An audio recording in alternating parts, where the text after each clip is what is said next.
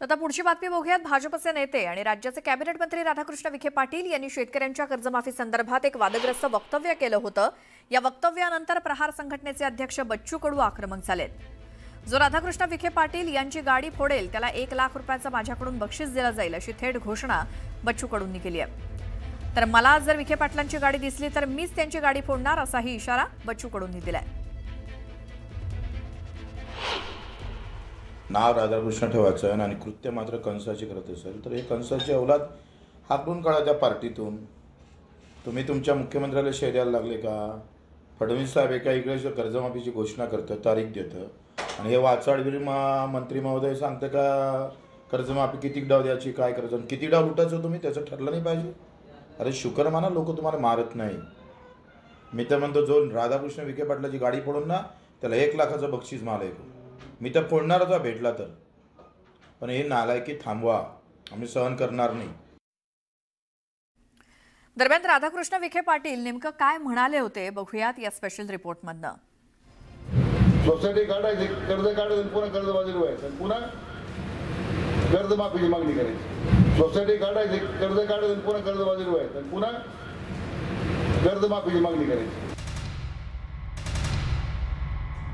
ऐकलत, राज्यातील शेतकऱ्यांच्या कर्जमाफीबाबत राज्याचे जलसंपदा मंत्री राधाकृष्ण विखे पाटील यांचे हे वक्तव्य।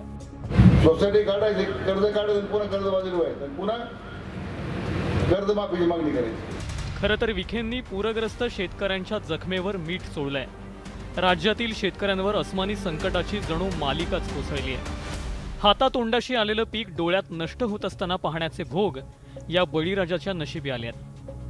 अशा परिस्थितीत बळीराजाची आस असते ती सरकारच्या कर्जमाफीकडे। मात्र राज्याचे मंत्री राधाकृष्ण विखे पाटील यांचं शेतकऱ्यांच्या कर्जमाफीविषयी हे असंवेदनशील वक्तव्य समोर आलंय। पुन्हा एका विखे पाटील नेमकं काय म्हणाले ते। सोसायटी काढायची, कर्ज काढायचं, पुन्हा कर्जबाजारी व्हायचं, पुन्हा कर्जमाफीची मागणी करायची।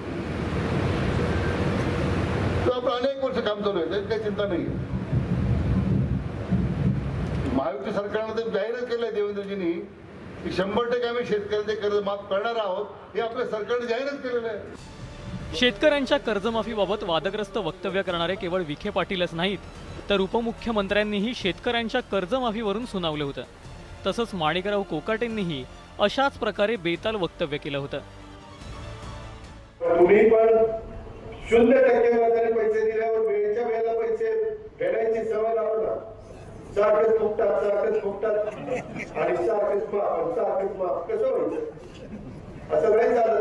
एकदा साहेबांनी माफी दिली, एकदा देवेंद्रजींनी दिली, एकदा आम्ही उद्धवजींच्या सरकारमध्ये असताना दिली। आता पुढे माझ्या ऐकीत आम्ही सांगितलं आम्हाला परत निवडून यायचं होतं, आम्ही माफ करू। सिटीमध्ये गुंतवणुकीला पैसे देणार तुम्हाला। आता पोखराच्या माध्यमातून तुम्हाला पाईपलाईनला पैसे आहेत, इरिगेशनला पैसे आहेत, तुम्हाला क्रॉपला पैसे आहेत, शेततळ्याला पैसे आहेत, सगळ्याला पैसे आहेत। भांडवली गुंतवणूक कोण करतं? सरकार। शेतकरी करतं का? शेतकरी म्हणतो विम्याचे पैसे पाहिजे, याचे पैसे पाहिजे, मग साखरपुडे करा, मग लग्न करा। कर्जमाफीच्या मुद्द्यावरून विखे पाटलांनी शेतकऱ्यांबाबत केलेल्या या वक्तव्यावरून विरोधकांनी महायुती सरकारवर निशाणा साधलाय। तर आपल्या वक्तव्याचा विपर्यास केल्याचा दावा विखे पाटलांनी केलाय। राधाकृष्णांच्या साखर कारखान्याला आतापर्यंत किती वेळा थकबाकी, थकहमी, कर्जमाफी, कर्जमुक्तीवर काय काय केले त्यांनी तो हिशोब मांडावा पहिला।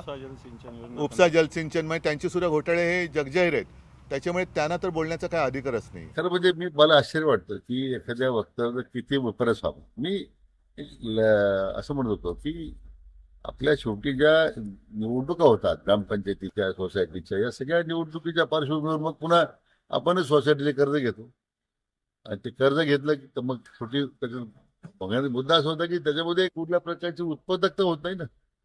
कर्ज घ्यायचं, पुन्हा कर्जबाजारी व्हायचं आणि पुन्हा आपण कर्जमाफीची मग मागणी करायची। हा त्या निवडणुकीच्या पार्श्वभूमीवर मी लायटर इव्हेंटमध्ये मी बोललो की ग्रामीण भागात तीच अवस्था आहे आज। म्हणजे दुर्दैवानं हे फक्त विरोधकांना फक्त एकच उतावळा मुद्दा मिळाला।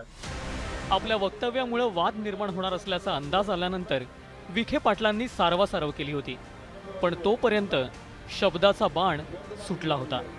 सोसायटी काढायची, कर्ज काढायचं, पुन्हा कर्जबाजारी व्हायचं, पुन्हा कर्जमाफीची मागणी करायची, सोसायटी काढायची, कर्ज काढायचं, पुन्हा कर्जबाजारी व्हायचं, पुन्हा कर्जमाफीची मागणी करायची.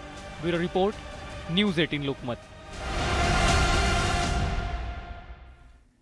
आता पुढची एक महत्त्वाची बातमी आहे. उद्धव ठाकरेंचं निवासस्थान असलेल्या मातोश्री परिसरामध्ये ड्रोन उडवल्याचं समोर आलं होतं आणि या ड्रोनद्वारे मातोश्रीवरती नजर ठेवण्याचा प्रयत्न केल्याचा आरोप करण्यात आलाय. मात्र या प्रकरणानंतर आता पोलिसांनी स्पष्टीकरण दिलंय. MMRDAनं परवानगी घेऊन ड्रोन उडवल्याचं पोलिसांनी स्पष्ट केलंय. परिसरातल्या सर्वेसाठी परवानगी घेऊन ड्रोन उडवल्याचं स्पष्टीकरण पोलिसांनी दिलं. BKC, खेरवाडी या परिसरामध्ये ड्रोन उडवल्याचं पोलिसांनी सांगितलं. मगाशीच म्हटलं की थोडी वाढ पोलीस सक्षम थोडी वाढ याच्यामागचं सत्य येईल. आता त्यांचा बाल पुष्का ठरला. आता निश्चित झालं की MMRDAचं जे काही सर्वेक्षण सुरू आहे त्याकरता ड्रोन आहे. त्याच्यामुळे मला वाटतं हा उत्तरच नको प्रश्नाचं. त्यांना सहानुभूती, संशय, मला आम्हाला कसे दबाव वाटताय, आमच्यावर पाळत ठेवताय. मला तर लढीचा डाव नका खेळू ना. मैदानात या लढा जिद्द होत असते.